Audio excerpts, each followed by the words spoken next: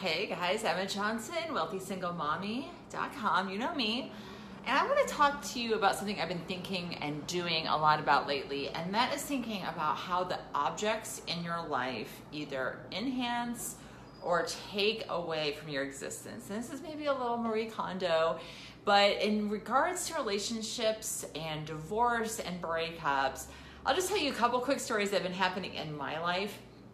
So for years, I thought about it, it was like 15 years until last week.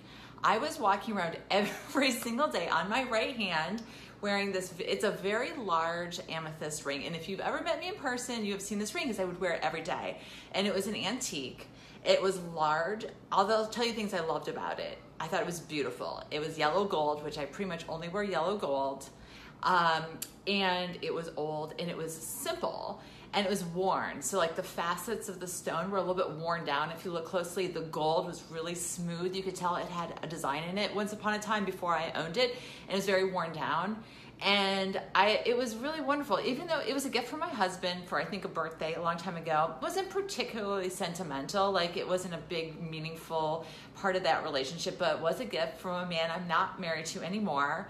And also just the ring, you know, what I loved about the ring, it made me think of the woman that had owned it before me. And it was, you know, it's an amethyst, so it wasn't a sapphire or a diamond. It wasn't the most expensive stone on the market. So maybe she was not a wealthy woman, but she wore it every single day. And this is the woman I had in my mind, and she worked with her hands, maybe caring for a home or a farm.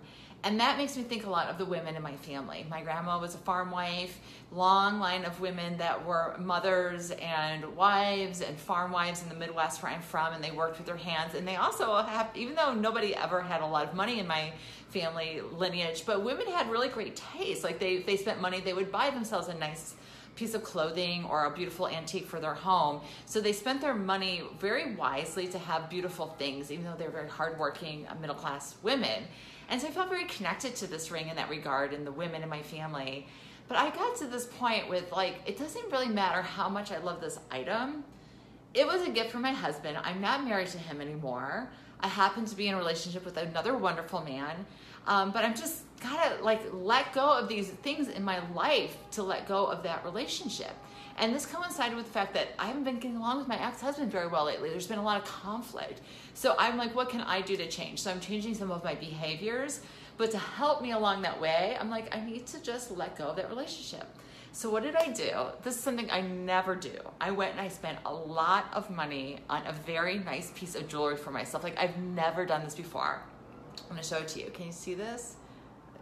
It's kind of hard to see with the light. It's an antique. It's probably not quite 100 years old, but it's a gold, yellow gold with a cabochon emerald and ruby Art Deco ring. And I bought it online and it was a lot of money. I also negotiated a really good price for it. And I love it. It's like, it's me. I bought it for myself. I love it. And also it's like a little bit fancy.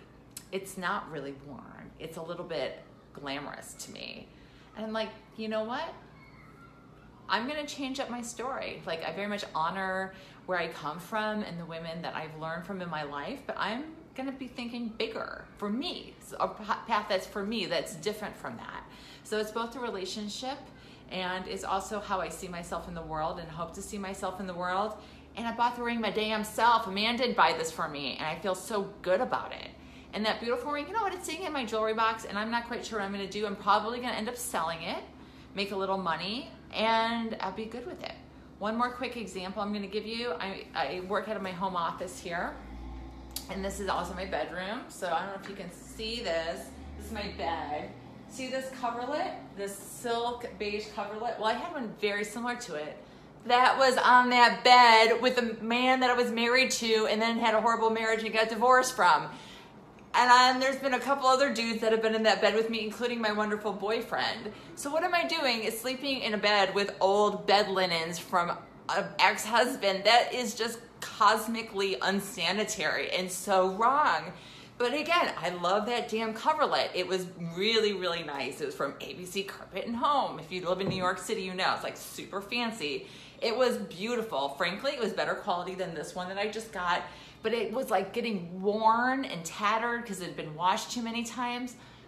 Fuck that. That thing went into the linen recycling, you know, because this is a big problem. You can't just throw that stuff in the landfill, and nobody wants that thing anymore. And I spent a few $100s at Pottery Barn, and I bought myself a nice new comforter, which I enjoyed with my boyfriend last weekend. Thank you very much.